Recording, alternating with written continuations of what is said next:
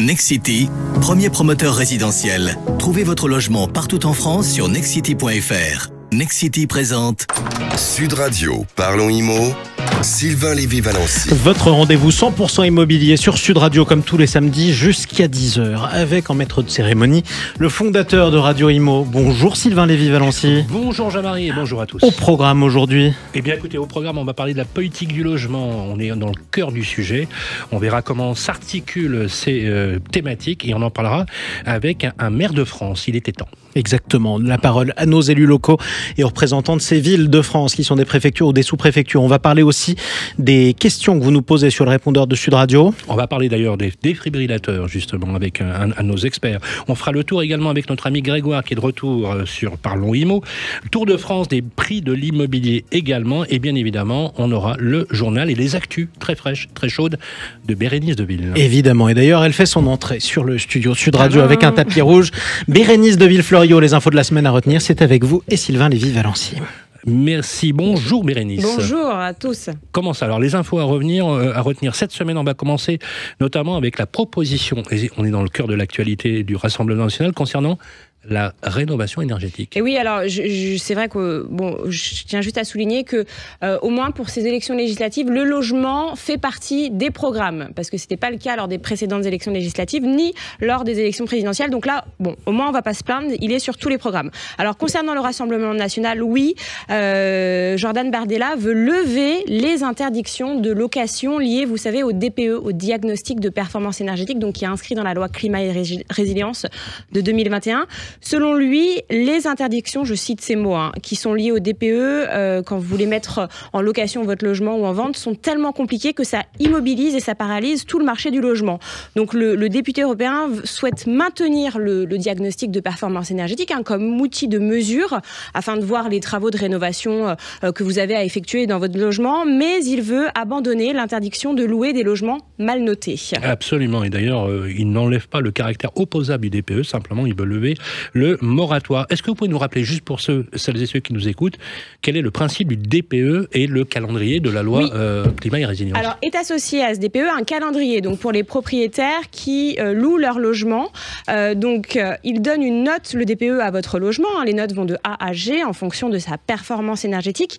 A étant la meilleure note et G la moins bonne. Les logements F et G, on les appelle les passoires thermiques. Ce sont les plus énergivores. Et le but, vous l'avez compris, de ce calendrier, c'est de pousser les propriétaires à rénover. Donc le calendrier a été fixé aussi par la loi climat et résilience. Donc ce calendrier interdira la location à partir du 1er janvier prochain, donc 1er janvier 2025, les logements classés G, 1er janvier 2028 ceux classés F et 1er janvier 2034 ceux classés E. Alors justement, pour les acteurs du secteur de la rénovation énergétique, est-ce que cette proposition serait dangereuse ? Oui, c'est ce qu'ils ont déclaré, ils se sont tout de suite empressés pour le dire. Après, c'est aussi leur business, donc forcément, les professionnels du secteur rappellent que de nombreux emplois dépendent de ce dispositif. Selon eux, la rénovation énergétique représenterait 4 millions d'emplois directs ou indirects, surtout dans les territoires. Je rappelle qu'il y a beaucoup d'artisans qui sont spécialisés dans la rénovation énergétique. Après, ils reconnaissent que ce calendrier est difficilement tenable et risque d'accélérer la pénurie de logements. Ça, ils en ont conscience, la pénurie de logements en location. Mais selon les professionnels donc, du secteur, il faudrait le décaler et non pas le supprimer. Bien sûr. Alors, on va changer de parti, puisqu'on est en démocratie, même sur Sud Radio et tout. Et même sur Radio Immo. Et même sur Radio Immo. Merci Jean-Marie. Alors, le Premier ministre, Gabriel Attal, a lui aussi fait une proposition. Il était temps, au bout de 4 gouvernements et de 5 ministres du logement, pour relancer le secteur. Oui, alors Gabriel Attal veut supprimer les frais de notaire. Vous savez qu'on appelle accessoirement, ça c'est vulgarisé, on appelle ça les frais de notaire. En fait, c'est les droits de mutation. Donc, il veut les exonérer sur tous les logements de moins de 250 000 € pour les jeunes de classe moyenne et populaire, ce qu'on appelle les primo-accédants, ceux qui achètent pour la première fois. Alors, l'objectif, évidemment, c'est de redonner du pouvoir d'achat aux ménages français. Les frais de notaire, donc les droits de mutation, ils s'élèvent à environ 8,3% du prix d'achat. Donc, c'est pas négligeable quand on achète. Ils sont payés donc par l'acheteur. Frais de notaire, c'est quoi en fait ? C'est composé de la TVA, des droits de mutation à titre onéreux qui, eux, partent dans les départements et les communes. On pourra en parler avec notre invité. Et finalement, les notaires ne touchent qu'une faible part puisqu'ils touche que 0,82% du coût global d'achat. Donc en fait, les notaires, ce sont des collecteurs pour les collectivités, collecteurs de taxes. Absolument, ce qu'on appelle tiers collecteurs en tant qu'officier ministériel par délégation. On va terminer toujours dans notre journal avec une info un peu sympa, avec une chanteuse qui vient de nous quitter, parce que c'est l'appel à la nostalgie, c'est Françoise Hardy. Oui, tout à fait. Alors Françoise Hardy, qui nous a quittés, s'était très bien organisée pour que son fils Thomas n'ait pas à payer de droits de succession exorbitants. Et je vais vous donner un petit tuyau. En fait, elle lui avait donné la nue propriété de ses biens, c'est-à-dire les murs de tous ses biens immobiliers appartenaient donc à son fils, et elle en avait gardé l'usufruit. Donc c'est-à-dire qu'elle pouvait utiliser ses biens. Bon, après, il faut bien s'entendre avec ses enfants hein, si vous faites ça. Voilà. Et du coup, elle a pu en percevoir aussi les revenus jusqu'à sa mort. Et donc, les droits de donation ont été calculés sur la valeur de la nue propriété uniquement et non sur la pleine propriété. Et donc, c'est pour ça que ça a été évidemment abaissé dans ce cas-là. Donc, c'est quelque chose à faire. Et quand on commence à prendre l'âge, quand on a des enfants, il faut préparer sa succession. C'est une très bonne solution de démembrer la propriété du vivant de ses enfants. Et on règle par anticipation la fiscalité, ce qui est une très bonne chose. Absolument. Mais écoutez, on fera ça. Mais on va parler maintenant de la suite de notre politique du logement, puisque je vous rappelle que nous sommes en période électorale. Quel gouvernement prendra le pouvoir dans quelques semaines et surtout, quelle sera sa politique de logement? On va en parler, tiens, avec notre invité, puisque c'est un représentant des élus locaux que nous recevons aujourd'hui. Absolument. C'est Gilles Averrouz qui est avec nous, qui est le maire de Châteauroux, président de Châteauroux Métropole, également vice-président du département de l'Indre. Il est président également de Ville-de-France et nous sommes ravis de le recevoir sur ce plateau. Sur Sud Radio. Sud Radio, parlons IMO, Sylvain Lévy-Valency. Votre rendez-vous 100% immobilier sur Sud Radio, comme tous les samedis, avec Sylvain Lévy-Valency et son invité. Absolument. Bonjour Gilles Averrouz. Bonjour. Merci d'être avec nous, vous le savez. Parlons IMO, Radio IMO et Sud Radio. Nous aimons les maires de France. Vous êtes maire de Châteauroux, vous êtes président également de Châteauroux Métropole, vice-président du département de l'Indre et président de Ville-de-France. On est ravis de vous recevoir sur ce plateau et de vous donner la parole. Vous êtes très engagé pour les communes françaises. Peut-être un petit mot sur la situation actuelle, peut-être du logement, mais plus largement, qu'on parle un peu plus de l'association que vous présidez, des villes de France. Je crois que vous êtes 200 villes adhérentes. Ça, 200 villes adhérentes, des villes moyennes, des villes entre 10 000 et 100 000 habitants, plutôt des villes préfectures, sous-préfectures, qui ont souffert de désindustrialisation, d'étalement urbain, de réforme de la carte militaire également, avec des régiments de train fermés ici ou là sur le territoire national, et puis également de la grande régionalisation. On a vu une concentration de l'emploi administratif sur des préfectures de région, des grandes préfectures de région, souvent au détriment des préfectures de département et des sous-préfectures. Alors souvent on a l'impression, vous savez, que les villes de France, on a les grandes métropoles qui aspirent finalement toute la richesse, l'industrie, l'emploi, les grands bassins, et on voit des migrations effectivement de villes moyennes qui se dépeuplent un peu. Est-ce qu'à Châteauroux, vous vivez la même situation, en sachant que vous n'avez pas été épargné à Châteauroux, vous aviez connu cette période où il y avait les régiments, l'armée dans les années 60, et ensuite il y a eu un départ brusque. Est-ce que aujourd'hui vous considérez que des villes comme la vôtre sont les challengers, les villes outsiders de demain? Oui, complètement. Alors la situation est différente entre les villes et les régions dans lesquelles elles se situent. Celles qui sont sur le littoral, qui connaissent un dynamisme touristique, économique, évidemment, sont sur une tendance haussière, j'allais dire naturelle, et toutes les autres qui sont sur le nord, l'est, le grand centre de la France ont connu une déprise qui a perduré, mais qui aujourd'hui constitue plutôt un atout, parce qu'on est des territoires sur lesquels on a du foncier de disponible, et vous savez qu'avec le zéro artificialisation nette, le foncier sera vraiment une problématique de développement des métropoles. Donc ça, c'est une chance pour les villes moyennes de reconquérir de l'emploi à travers la réindustrialisation du pays, et j'allais dire par capillarité, de pouvoir irriguer l'ensemble du territoire, y compris la ruralité. Et si aujourd'hui nos habitants ont besoin de retrouver confiance, ça passera sûrement par de la réindustrialisation, de la création d'emplois dans les villes moyennes et au plus près des lieux de vie de nos villages, c'est-à-dire jusqu'au plus petit de nos villages français. Donc vous partagez cette idée du triptyque finalement, emploi, logement, cadre de vie dans des villes moyennes? Exactement, et formation, j'ajouterais, parce que un des enjeux de nos territoires, c'est de garder nos jeunes sur le territoire. On sait que quand ils partent faire leurs études dans les grandes métropoles, souvent ils reviennent pas, ou ou pas tout de suite, parce qu'ils vont trouver un emploi par là-bas, qu'ils vont former une famille dans cette grande métropole. Donc on a un enjeu de localiser de la formation, de l'enseignement supérieur sur nos villes moyennes si on veut garder et accompagner nos entreprises à se développer. Gilles Amiruz, vous incarnez finalement cette génération d'élus locaux très aimés des Français. Vous êtes très engagé pour les communes françaises puisque vous présidez Ville-de-France. La situation, vous la connaissez, elle est dramatique pour le logement. Alors, elle est assez disparate, hein, bien évidemment, c'est pas aussi tendu dans certaines régions. Quel constat vous faites, justement, sur finalement, ce désastre des politiques publiques menées, alors pas que par Emmanuel Macron et ses 4 gouvernements successifs, mais cette tendance à vous ôter, à vous rogner les ailes avec les leviers de croissance que vous aviez, les dotations qui ont fondu littéralement, et pourtant des administrés qui ne cessent de vous demander, à vous les maires de France, du logement. On a une double problématique aujourd'hui, c'est-à-dire que on peut très difficilement accéder à la propriété.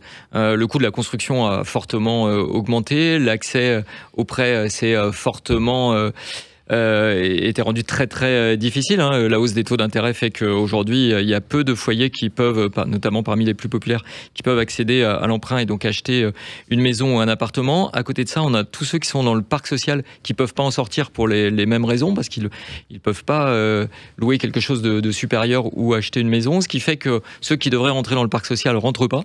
Donc nous, ce qu'on dit aujourd'hui, c'est que la politique nationale, elle démontre ses limites et son inefficacité. Et on souhaite, pour les intercommunalités volontaires, qu'on puisse avoir les leviers en matière de logement.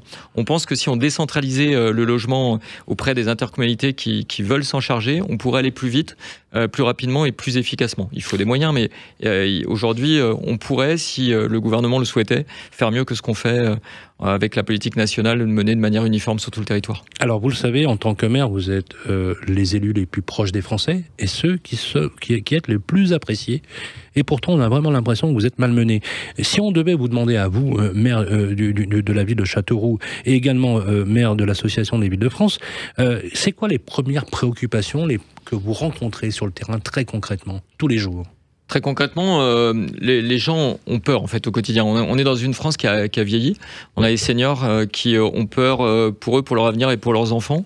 On a aussi les jeunes qui ont peur pour des questions de sécurité, des questions liées aussi à l'immigration. Il ne faut pas qu'il y ait de sujets tabous et il faut traiter toutes les problématiques. C'est plus l'emploi, la préoccupation, c'est un peu l'avenir de son foyer. Et ça, pour les villes moyennes que nous sommes, c'est plutôt quelque chose sur lequel on peut influer de manière positive. C'est-à-dire que imaginez vivre dans une ville moyenne où les choses sont plus accessibles, où le transport urbain sur nos agglomérations est plutôt bien organisé. C'est des choix de vie qui peuvent séduire. Voilà. Donc on a cette opportunité aujourd'hui de pouvoir capter des populations qui viennent de plus grands ensembles, où les choses sont peut-être plus difficiles, où la sécurité est plus prégnante.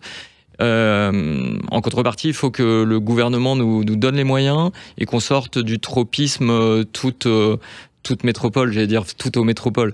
On a connu des grandes annonces pour les grands ensembles urbains et peu pour les villes moyennes. Même encore quand le président annonce la création de RER métropolitains, mais bien sûr. C'est pas pour les villes moyennes. Voilà. Vous avez cette impression d'être finalement un peu délaissé, d'être un peu la variable d'ajustement du pouvoir un peu central qui se jacobinise ? Oui, on a ce sentiment de ne pas être dans les radars. Alors qu'on se bat sur le terrain pour contribuer. On considère qu'on est tous dans le même bateau, dans le bateau France, donc on a tous intérêt à que l'ensemble des territoires se développent et de recréer de l'emploi au plus près des lieux de vie. Aujourd'hui, on peine à se faire entendre. La ruralité aussi, même si le gouvernement a donné des signes forts envers la ruralité, on a l'impression qu'entre la ruralité, les grandes métropoles, les villes, peut-être hormis le dispositif Action Cœur de Ville, et encore on pourra en parler, sont plutôt les oubliés alors qu'elles devraient être la colonne vertébrale de la reconstruction du pays. Alors justement, vous me permettez de faire cette transition, effectivement. Premier gouvernement avec Édouard Philippe, Jacques Mézard, ministre de la Cohésion des Territoires, sort un projet qui s'appelle le projet Action Cœur de Ville. C'est Cœur de Ville qui ont perdu énormément d'attractivité. Je vais vous demander quelle est votre analyse sur cette question et surtout comment, parce qu'il faut trouver des solutions, comment on peut lutter contre ce phénomène. Et la problématique de ces cœurs de ville, justement, c'est la gestion et la régénération de l'habitat ancien. Action Cœur de Ville, un programme assez formidable quand on regarde les résultats obtenus dans un laps de temps très court. première génération, 2018-2022, un cadre national, mais une force, c'est-à-dire on confie les clés un peu du programme au maire en disant c'est au maire de faire des propositions et l'État n'a pas le droit d'ingérence, il accompagne les propositions faites localement. Et ça marche. Là, on est dans la deuxième génération, 2023-2026, où on a rajouté le traitement des entrées de ville et puis les quartiers-gares.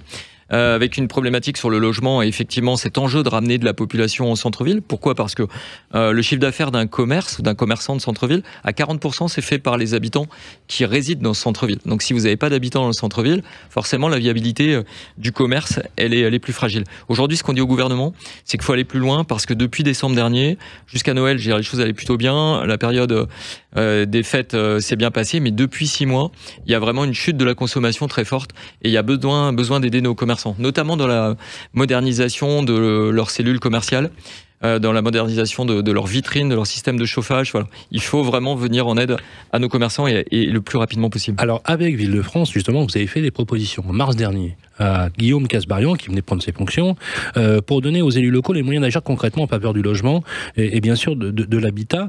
Ce projet, d'ailleurs, le projet de loi Kasbarian devait démarrer le 17 juin, vous savez, au Sénat, et passer à l'Assemblée nationale. Il y a juste un problème, c'est que l'Assemblée nationale a été dissoute et tout est en stand-by. C'est quoi votre position sur ce sujet? Et je voudrais compléter la question.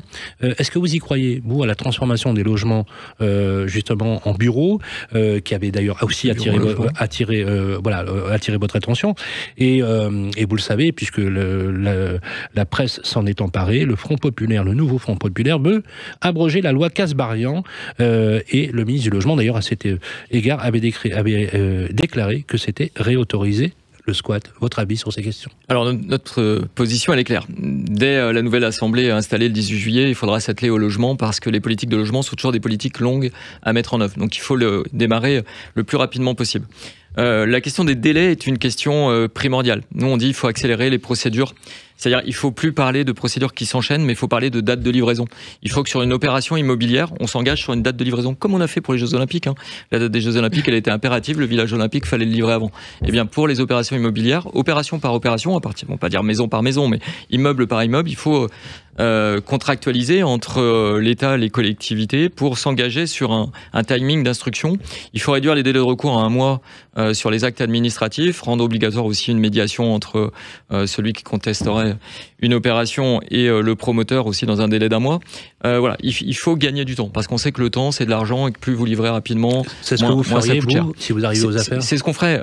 Moi j'irais plus loin. On nous a demandé aux élus de faire ce qu'on appelle des zones d'accélération des énergies renouvelables, où on a dû parcelle par parcelle sur nos territoires déterminer là où on a implanté des parcs solaires, là où on allait implanter des méthaniseurs. Il faut faire la même chose sur le logement. Il faut nous demander quelles sont les parcelles sur lesquelles on peut s'engager à construire dans un délai rapide. Si on veut faire un choc d'offres, il faut passer par là. Il faut vraiment faire une politique la plus territorialisée possible.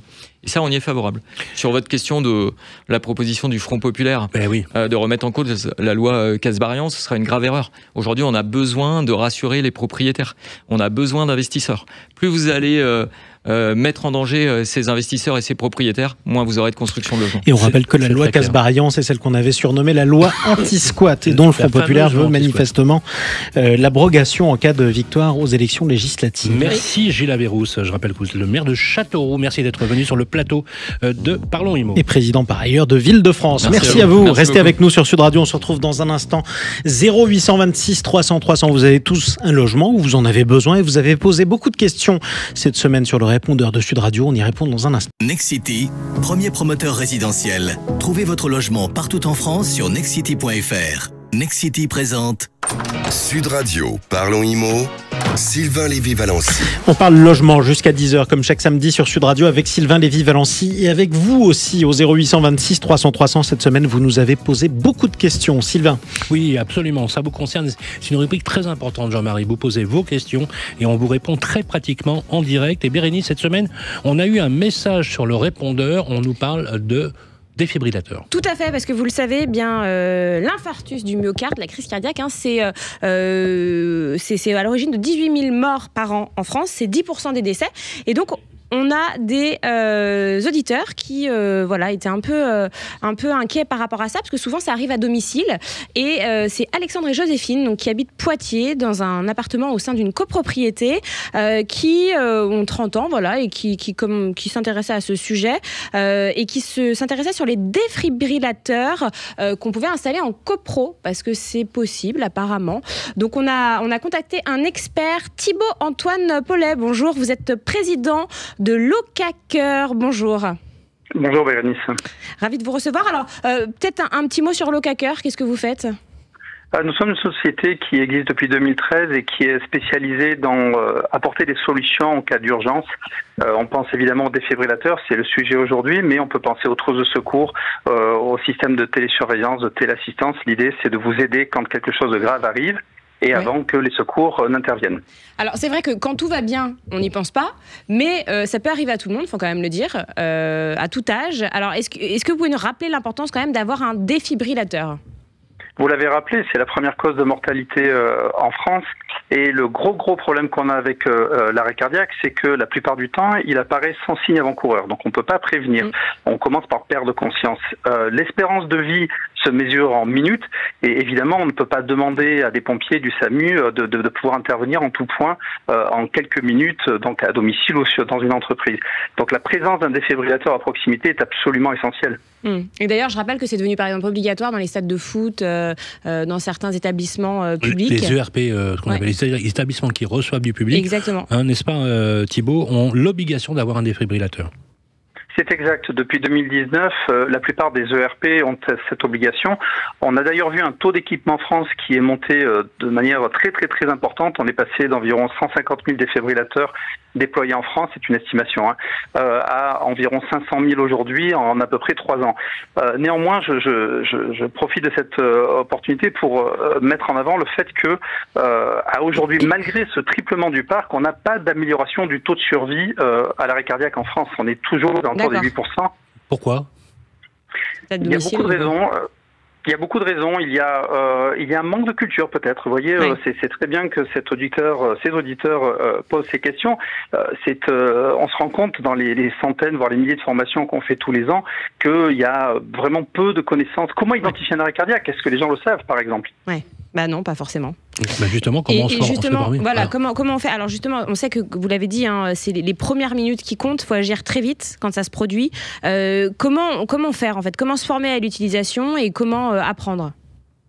Alors, il y a un très large panel de formations. Dans le milieu professionnel, on peut penser au SST, au PSC1. Il y a des structures qui proposent de nombreuses formations. Je pense à la Croix-Rouge, la Croix-Blanche, mais il y en a d'autres. Beaucoup de mairies sont très actives de ce point de vue-là, donc il faut un petit peu s'intéresser au sujet. Maintenant, pour reconnaître un arrêt cardiaque, c'est votre question, il y a 2 critères qu'il faut absolument identifier, qui sont en fait en réalité très simples. Une personne qui est inconsciente et qui ne respire pas normalement, il faut partir du principe qu'il y a une suspicion d'arrêt cardiaque et on va, dans tous les cas, appliquer le protocole qui est alerté, massé et défibrillé surtout. Alors là, pour revenir à la question de nos auditeurs qui souhaitent installer un défibrillateur dans leur copropriété, c'est vrai que c'est très malin comme suggestion. Qu'est-ce qu'ils peuvent faire ? Comment s'y prendre ? Et où l'installer ? Ouais. Où l'installer, c'est le challenge parce que toute la problématique est l'accessibilité du défibrillateur. Donc imaginez une copropriété de plusieurs étages. Il ne faut pas imaginer qu'on va passer du 10e étage au rez-de-chaussée puis remonter au 10e étage, le tout en quelques minutes pour aller sauver son conjoint. Donc le positionnement du défibrillateur est essentiel. Il faut réfléchir en temps de déplacement. On essaye de défibriller dans les premières minutes. Et l'équipement est très simple. Il y a de nombreuses sociétés qui peuvent proposer ce genre de matériel. Faites très attention néanmoins, il y a une hétérogénéité très importante des matériels. Choisissez le bon. Et surtout, faites entretenir ce matériel. Il y a des statistiques qui ont été publiées récemment par Arlod qui montrent que environ 60% des défibrillateurs qui ont été vérifiés récemment étaient en défaut de fonctionnement. Ah oui. Alors avoir un défibrillateur évidemment, mais il faut avoir un défibrillateur efficace, qui marche évidemment, et savoir l'utiliser. Donc on revient sur la formation. Combien ça coûte d'installer un défibrillateur dans sa copro ? On va être sur un budget d'un peu plus 1 000 euros. Si vous voulez vraiment du matériel qui a un bon taux d'efficacité, on va monter à peu près à 1 400, 1 500 euros. Mais cela exclut l'entretien. Et selon votre ambition, est-ce que vous voulez un entretien annuel ou non? Est-ce que vous voulez que les consommables soient inclus ou non? Vous allez de prévoir un budget supplémentaire. Et et tout compris, combien ça coûte en fait l'entretien, pour donner une idée à nos auditeurs qui nous ont écrit, parce que en moyenne, on parle d'un entretien sur une location d'un matériel de qualité avec un entretien tout compris. On parle d'une 50aine d'euros par mois à peu près. Donc en copro, c'est divisé, donc oui, bien sûr, assez raisonnable. C'est un coût, en tout cas, c'est le coût de la vie, parce que quelqu'un qui est formé, parce qu'il faut aussi être formé, je suppose, également au premier secours. Oui, il est vrai que le défibrillateur donne des instructions. Alors, le niveau de détail des instructions dépend des modèles, mais il faut bien garder à l'esprit qu'on va utiliser ce matériel dans un moment d'intense stress. Imaginez, vous devez sauver votre conjoint, votre enfant peut-être, ou vos parents. C'est pas quelque chose d'anodin, et malheureusement, on tombe toujours sur des situations particulières. C'est difficile d'être lucide. Si la personne a une hémorragie, si la personne est dans une flaque d'eau, si c'est la suite d'un choc électrique, comment réagir? C'est pas facile. Donc la formation est essentielle, et je dirais même si la copropriété peut s'équiper de téléassistance, ça se fait, les défibrillateurs avec de la téléassistance qui vous permet de vous guider, d'être avec vous, c'est encore mieux. Merci beaucoup Thibaut-Antoine Pellet, donc président de Locacker. Et ça valait le coup en tout cas de le signaler, ne serait-ce que pour faire un petit peu de prévention auprès de tous ceux qui nous écoutent sur Sud Radio. Allez tout de suite, le Tour de France. Sud Radio.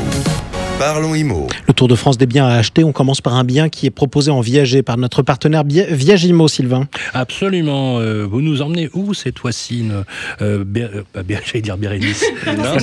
Grégoire, je vais vous aider. Grégoire, il s'appelle Grégoire. Je me suis dit, si c'est le système pilote, c'est pas exactement le même. Je suis passé en mairie, c'est bon.